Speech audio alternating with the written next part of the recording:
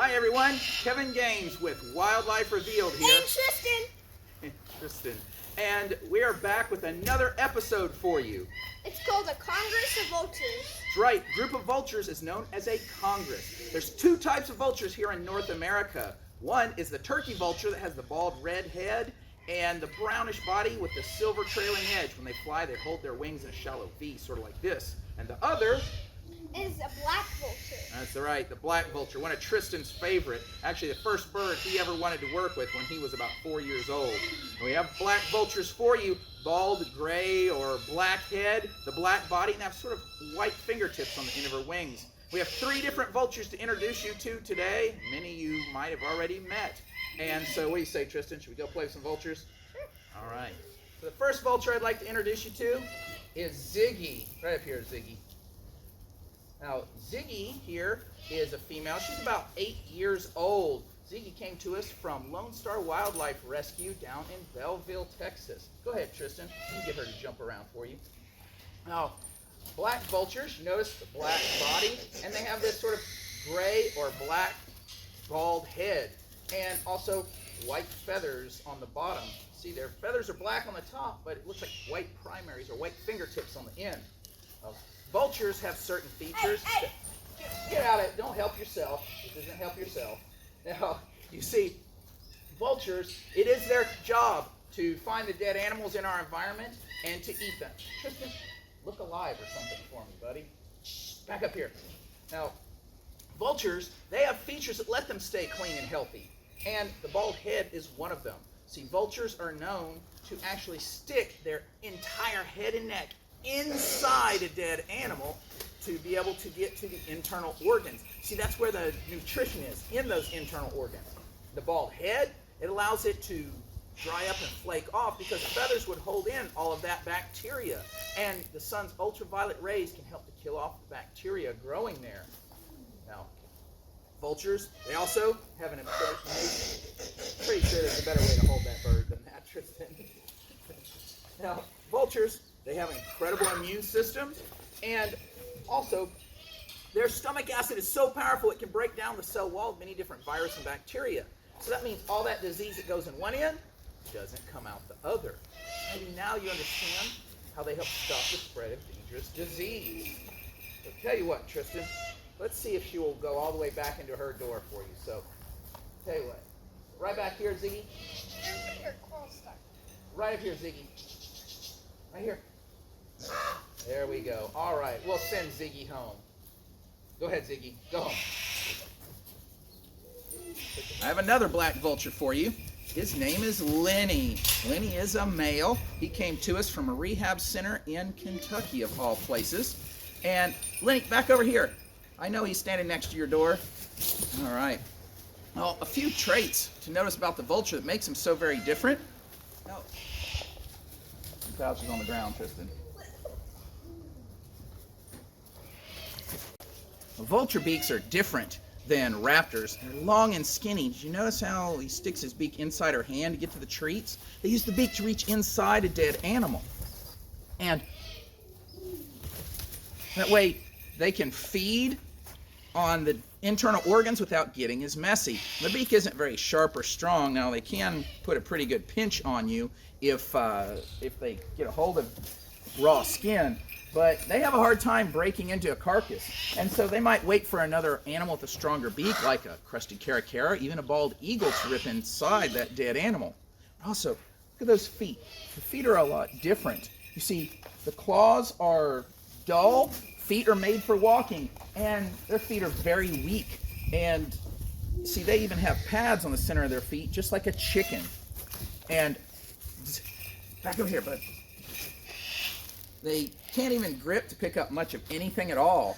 And vultures do spend quite a bit of time on the ground. And contrary to popular belief, they don't circle dead animals. They might soar looking for dead animals, or more than likely using that incredible vision to watch for things like other vultures on the ground.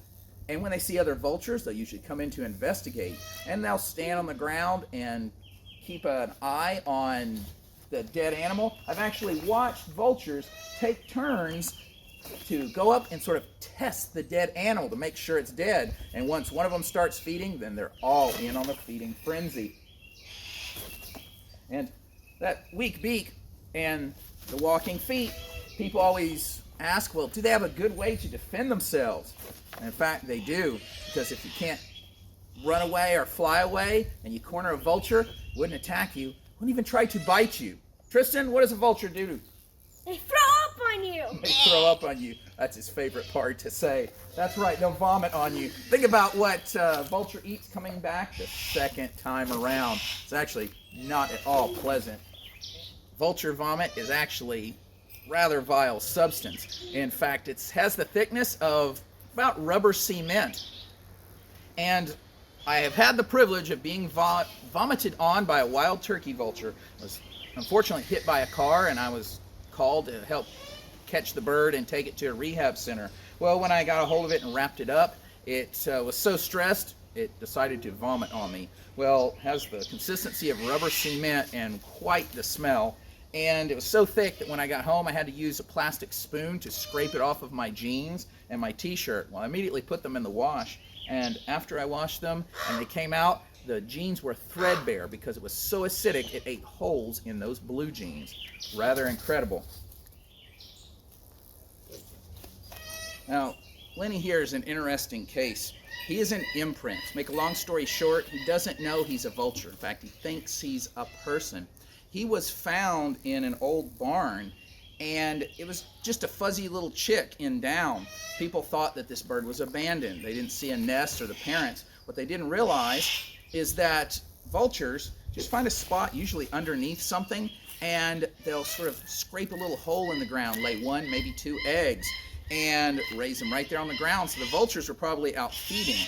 Well, they found the vulture and they brought them, or this vulture, into their home with the intent of helping raise it to re-release it. And they were feeding it things like raw hamburger meat and hot dogs and leftover steaks. And what happened is that this bird grew up thinking that he's a person. He was used to seeing humans, and they were the ones bringing the food. So he's not afraid of them whatsoever. Well, the people, when they got him raised up, they took him somewhere to release him. And turns out he showed up on a school playground and was begging children, chasing them around on the playground, asking them for food. And so he was taken to a rehab center where they put him with other vultures, trying to socialize him, tried to release him again, and he again ended up somewhere begging people for food. So he was deemed non-releasable for that reason. And so he's joined us as an animal ambassador, an educator, so people like yourself can see them up close. All right. One other thing, people always ask me, is it true that vultures go to the bathroom on their legs to cool themselves off? Well, that might be a side effect, but that's, in my opinion, not the reason they actually deposit their waste on themselves. I believe they go on to the bathroom on their own legs and feet to create sort of a barrier from their body waste. It's sort of like putting hand sanitizer on your hands before you touch something disgusting. And this way, when they stand in the dead animals, covered with bacteria, that bacteria can't stick to, it doesn't want to grow on their legs at all. And so that way, they're keeping themselves cleaner and healthier. And vultures, they don't take many water baths. Instead, what they do is they sun. You may have seen vultures, especially early in the morning, with their wings spread out in the morning sun. They're letting the moisture dry up off their body, and the sun's ultraviolet rays can kill bacteria that might have been growing there. And that way they can stay healthy and clean, because if you actually take water baths and you eat things full of bacteria, that water helps promote the growth of the bacteria on your body. Good job. So it's time to send you home. Let's go visit one other vulture. Right here, Grimly.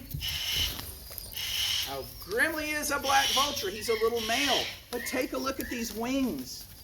He's missing his wingtips. Now, unfortunately for Grimly, when he was a juvenile, he was in an electrical accident. Now, both his wings either touched two power lines or maybe both poles of a transformer at the same time. We're not sure exactly how it happened, but he was brought to a rehab center by a power repairman who had found him underneath a pole. And luckily for Grimly, it had burned his wings but actually cauterized the wound at the same time. However, it destroyed the follicles on the end of his wings, so he cannot grow primaries that are necessary for flight. Now, fortunately, though, vultures, they are used to being on the ground. They have those feet for walking, so he gets around fine. He can't really fly that far. But because he's on the ground, he's always in trouble. Back over here. You see how he runs. Take him back over there, Tristan. Put him on the ground. Let's show him how he runs. Here. Now, go over to the behind the camera.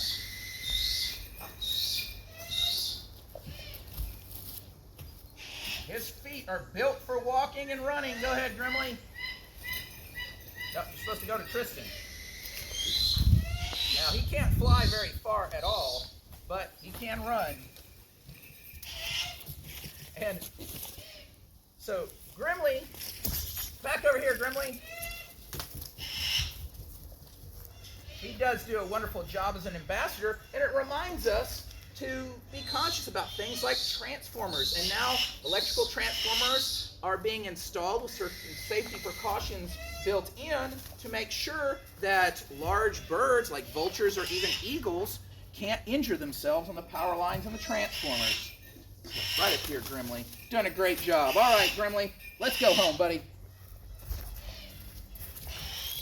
I went in the house for just a moment, and my son comes running in telling me good old Grimly was out on the front porch, had laid out a whole bag of mice. You can see holes ripped in it, and he managed to get out. Well, what happened, Grimly is so smart, he knows he'll jump against this door until the latch vibrates open. If we don't put the carabiner in here, he'll jump and jump and jump until this latch comes open.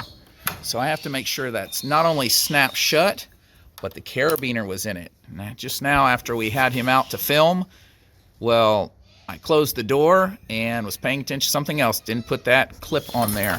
See how he's jumping up right now? Little stinker, he'll do that against the door.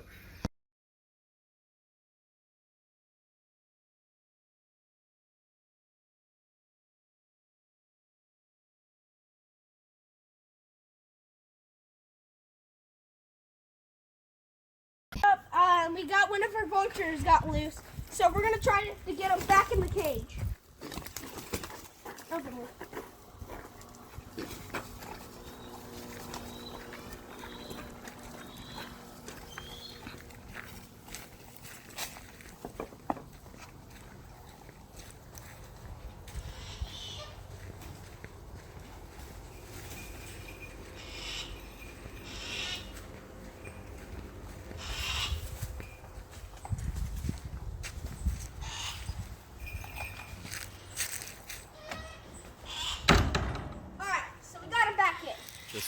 Tristan said the vultures got out again. I don't think so, because I know Grimly was clipped. There's one. Two of them right there. Those are wild vultures, Tristan. They're hanging out with our vulture. See the latch on Grimly's? Those are just what? Thank you for your concern. Thank you for running and getting me. Tristan came running in the house. Big problems, big problems. Two of our other vultures are out. Well, this is actually a common thing he doesn't realize. The wild vultures come in and will actually hang out with our birds. What do they do? They're social, Tristan. So they like to be around other vultures. It's a beautiful day. They're just hanging out. So you don't have to go close. See? They're just hanging out. I actually thought they were ours. I appreciate your concerns, but I guarantee you Grimly's right here. Where you at, bud? And Grimly can't fly. Yeah, he's right there. There he is. So we're all good. Thank you, Tristan. Everybody like and subscribe and share this with anybody you know. Okay, now she's stuck. Get out of it. Get out of it.